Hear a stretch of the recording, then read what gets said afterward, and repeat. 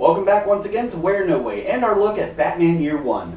When we last left our budding Cape Crusader, Jim Gordon arrived in Gotham at the same time as Bruce Wayne. He then met his partner, Detective Flass. He then learned that the police in Gotham are so corrupt they hand out pencil-thin mustaches along with badges and guns. Worrying about his pregnant wife Barbara, Gordon ends up on the receiving end of a beatdown led by Flass. After repaying Flass with a humiliating curb-stomping of his own, he then gets a new partner and is assigned to deal with a vigilante known as the Batman.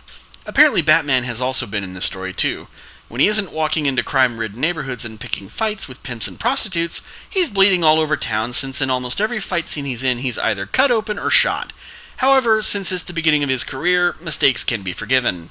And with that out of the way, it's time to finish up our look at Batman Year 1 with parts 3 and 4.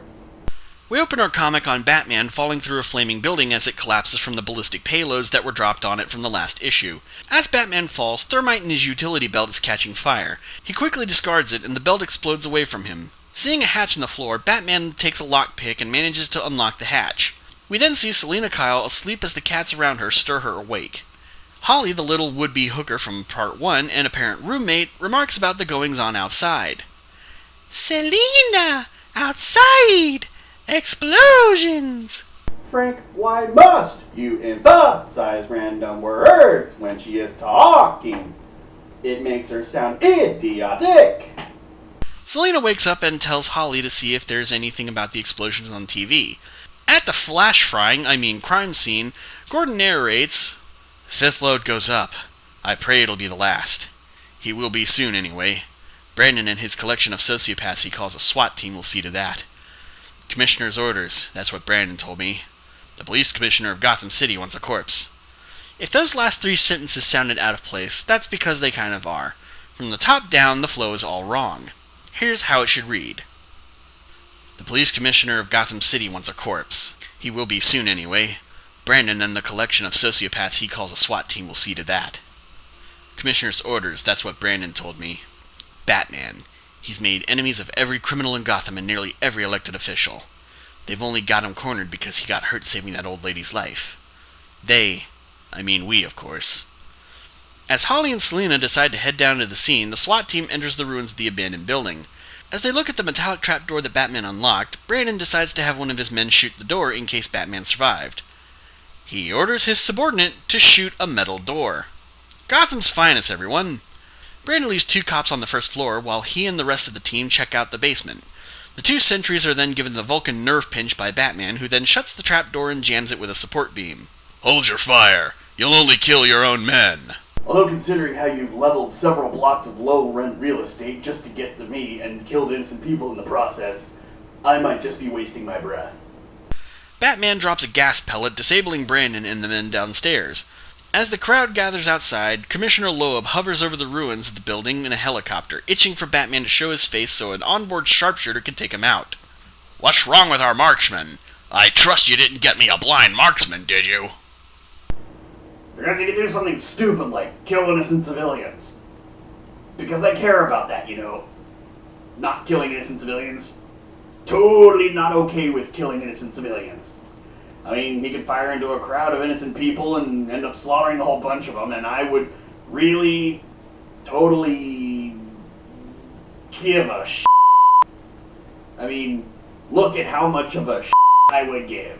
As Batman tries to bandage his leg wound with his cape, a Siamese cat hides with him in the shadows. Batman noticed the sun beginning to rise, and with it, his chances of dying. The cat scurries away, and he ponders his options.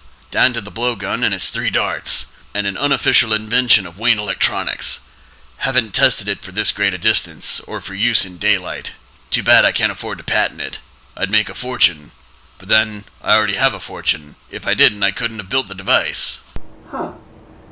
Hey Deadpool, does blood loss make your narration ramble on like that? Nope! Mind of its own! Figures.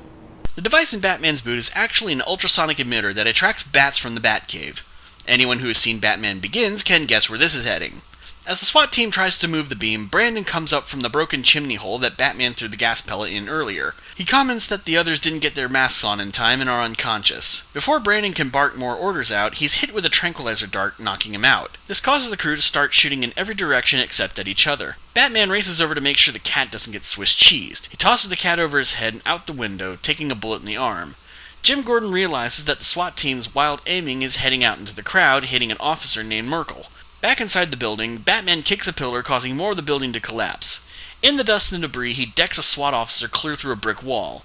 Gordon remarks that the people have started cheering for Batman when suddenly, the cheering disintegrates, and the screaming starts again. Never before in all of recorded history were so many bricks at one time. As a massive flock of bats covers the area, Batman makes a break for it. Commissioner Loeb yells out, "There! Down there! He's got a motorcycle! Get after him or I'll have you shot!" Which is exactly what you want to say to the guy flying you in the helicopter. Moron. Jim Gordon recounts the rest of the event. Commissioner Loeb chased a cloud of bats for 12 blocks. When the cloud broke up, he found out that was all he was chasing. Always eager to please the commissioner, Detective Swanson pursued the bats to the bitter end. His last words were, "Get some!" Speaking of bitter ends, every member of Brandon's team, every cop, everyone in the crowd were vaccinated for their bat bites. Never have so many people had so much trouble sitting down. No joke here, that actually is pretty funny on its own. The dead winos had no relatives to complain about their firebombing. Everyone who would have ordered Brandon or Loeb up on charges remains unavailable to me by appointment or phone, as has my prime suspect in this case, Bruce Wayne, the richest man in Gotham City. Gordon reaches someone who he thinks is Bruce on the phone from Switzerland. He covers for the injury, saying he broke his arms and legs skiing. Sarah Essen, a sergeant and Gordon's new partner, assumes that Wayne could have hired an impersonator and that Cass could hide bullet wounds. Gordon tries to keep his sexual tension under control. Think of her as a cop. Think of her as a cop. I should probably think of her as a little teapot, short and stout. Here's her handle, here's her spout. When she gets all steamed up, man, hear her shout. Okay, that's not working. June 15th rolls around and Bruce goes skiing. He realizes he needs Gordon on his side if he's to make any progress. June 17th comes and we see Stan the Pimp from issue 1 laying on the ground beaten up. "Selina, you punch Stan!" "We're changing our line of work, Holly. I got an idea." How good are you at pageants? Gordon and Essen have coffee and try to wait out a rainstorm. After walking a bit, they find themselves huddled in a doorway. As they come closer, they share a passionate kiss, after which Sarah grabs a cab, not saying another word. August 7th comes around and Selina begins to don clawed gloves. "I don't know, Selina. I mean, you spent all our money on that costume. I mean, it's pretty queer." I'm just reading the dialogue as written. I myself am not making any derogatory or inflammatory statements about the LGBT community. "It's money, Holly. Be a kick. Just watch." Selina, now in her Catwoman outfit, leaps out a window. "Selina!"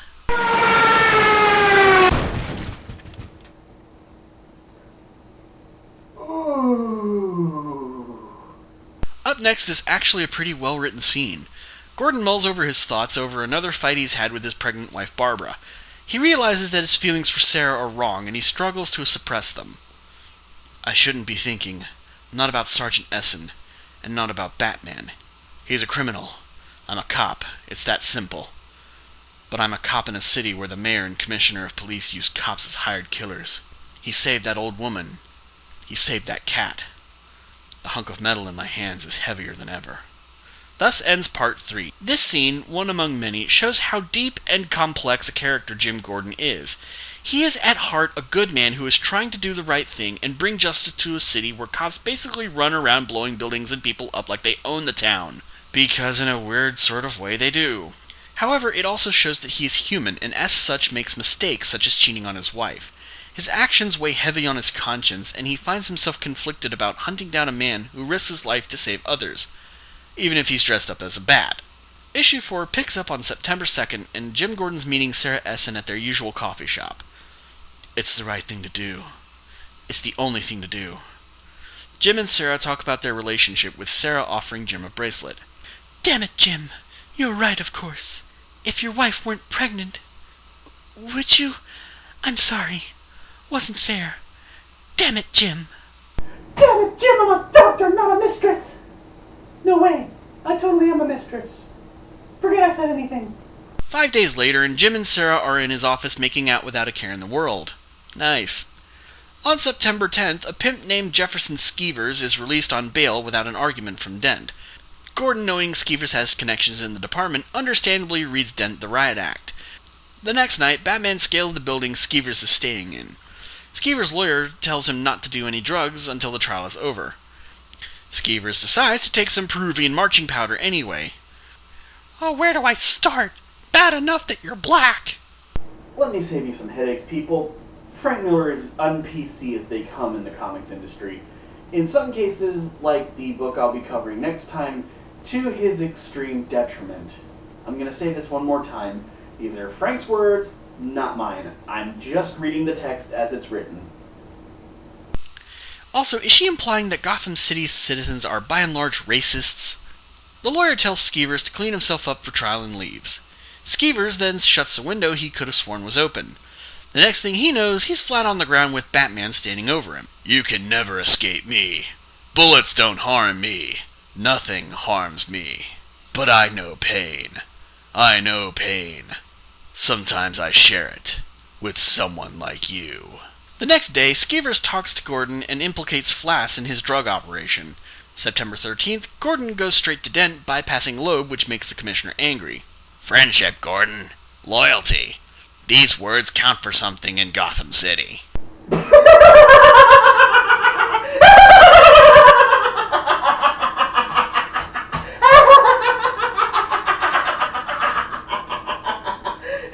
Friendship, loyalty from you?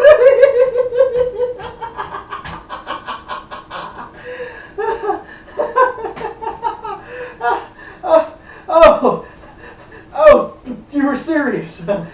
You were serious. You were serious. Okay. Okay.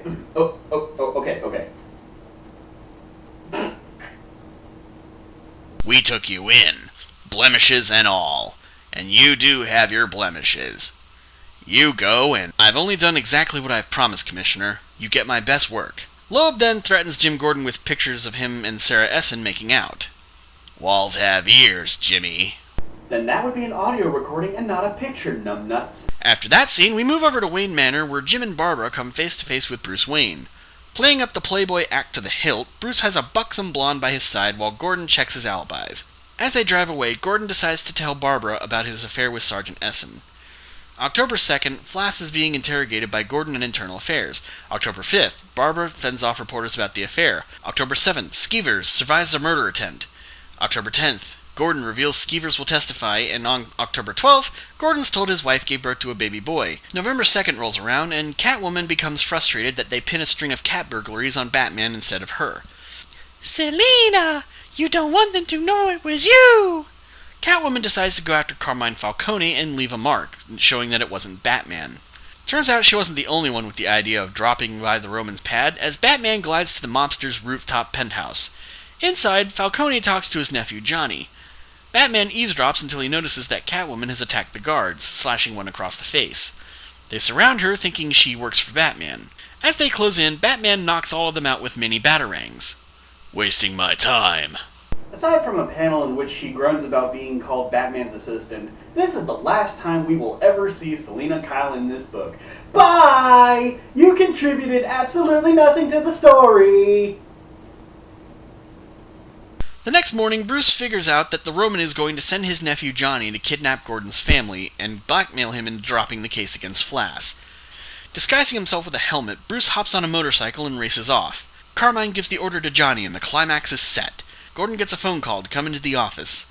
Loeb tells Falcone's men to make their move. As he leaves his building, Gordon notices the disguised Bruce speeding into the building. This causing suspicion, Gordon turns back around and finds Falcone's men holding Barbara and his son James hostage. Gordon knows that if he lets them get away, Loeb and Falcone will kill his family out of pure spite. Gordon then kills one of the goons while Johnny and the other two speed off. Gordon shoots Bruce, thinking him another of Falcone's men. He takes the motorcycle and gives pursuit. Barbara holds a gun to Bruce, who says, "Miss Gordon, you have to trust me. I won't let your son die." Bruce steals a bike and pedals off as fast as he can. Gordon disables the car, causing it to crash into the side of a bridge, the impact killing the driver. He's caught off guard by Johnny. Gordon is pushed to the edge of the bridge where Johnny drops little James over the side. Bruce, who had miraculously caught up to them, dives off the bridge and catches the baby. Meanwhile, Gordon and Johnny also fall off the bridge. James is fine, Johnny is unconscious, and Gordon, unable to see without his glasses, doesn't recognize Bruce.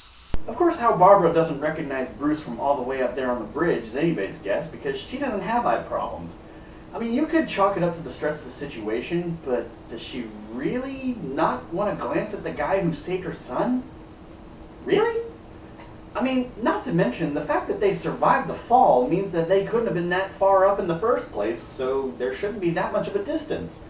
Not to mention, also, the fact that Bruce has no indication that there's any mud on his face, or at least enough to cover his face so that Barbara doesn't recognize him.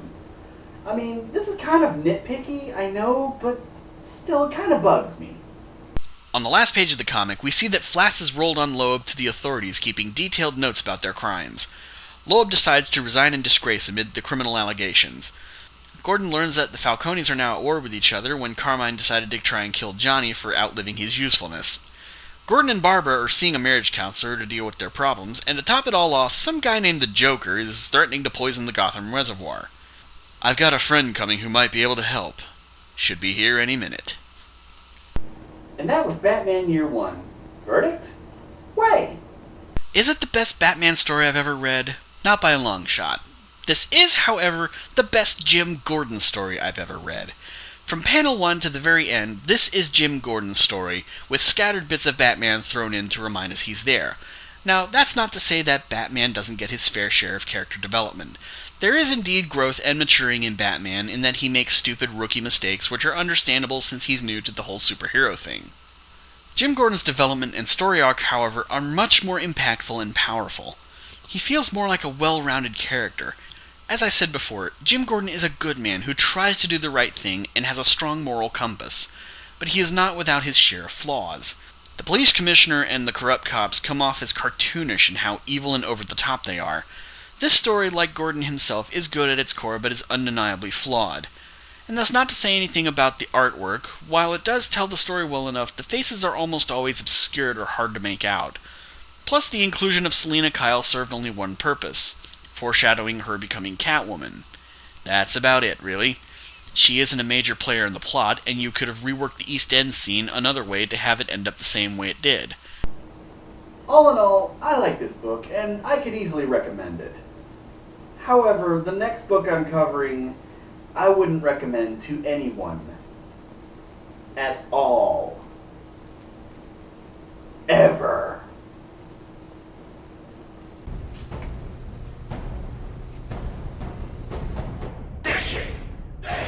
Passera! Desce! Passera! Desce! Passera! Desce!